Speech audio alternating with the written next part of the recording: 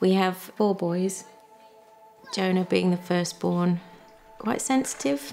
Amos, very easygoing. Gabriel, he's crazy. He's a 4-year-old. He is. Yeah. And we have Elijah. My pregnancy with Elijah was really difficult. I'd had great pregnancies with my other 2. Elijah started with problems from about 12 weeks. I had lots of bleeding. It was very stressful. Got into bed and I turned to James and just said, "Oh, I feel really uncomfortable."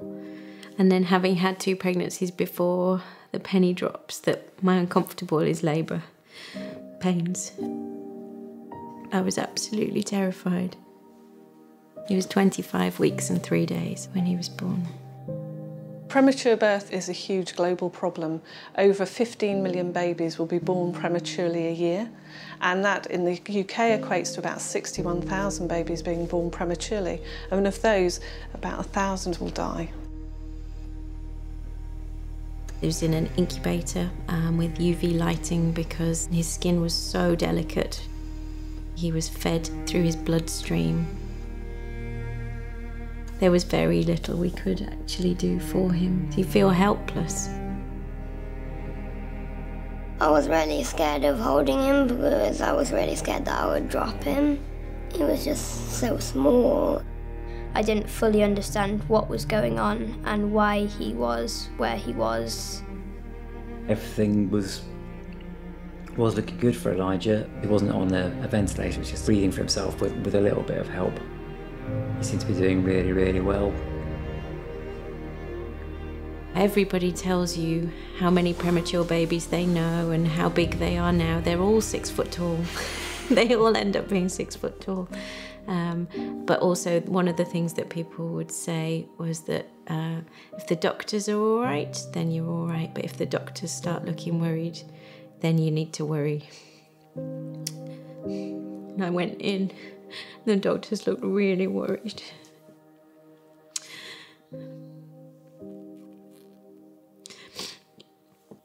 Elijah just had a routine head scan, which had basically showed that his brain had been starved of oxygen, and so he just had a massive brain damage. There was no chance of him really making any recovery from that. We were both clear that the right thing to do was to move to palliative care and just to basically to let Elijah, to let him die. And so you have all this emotion and all this love, and he's not there. He's already lived for 5 weeks and he's already died. It's just very hard to get your head around. He's still my son. He might not be here, but he is here. He's always going to be here.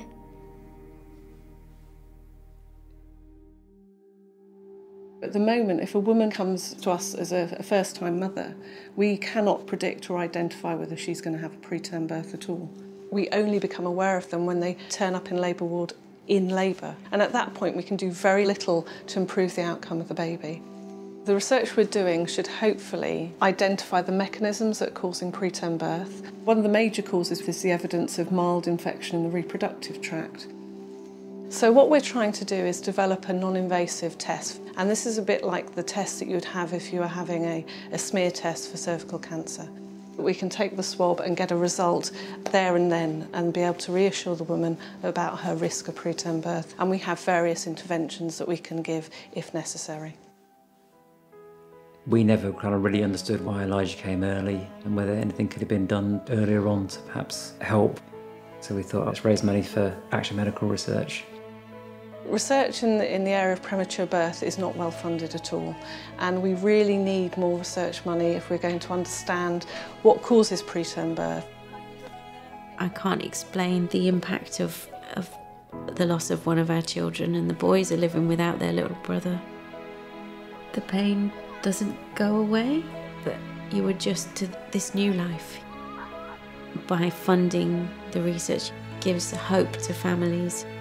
Action Medical Research provide world-class quality research, and if their research can prevent premature birth, it's everything.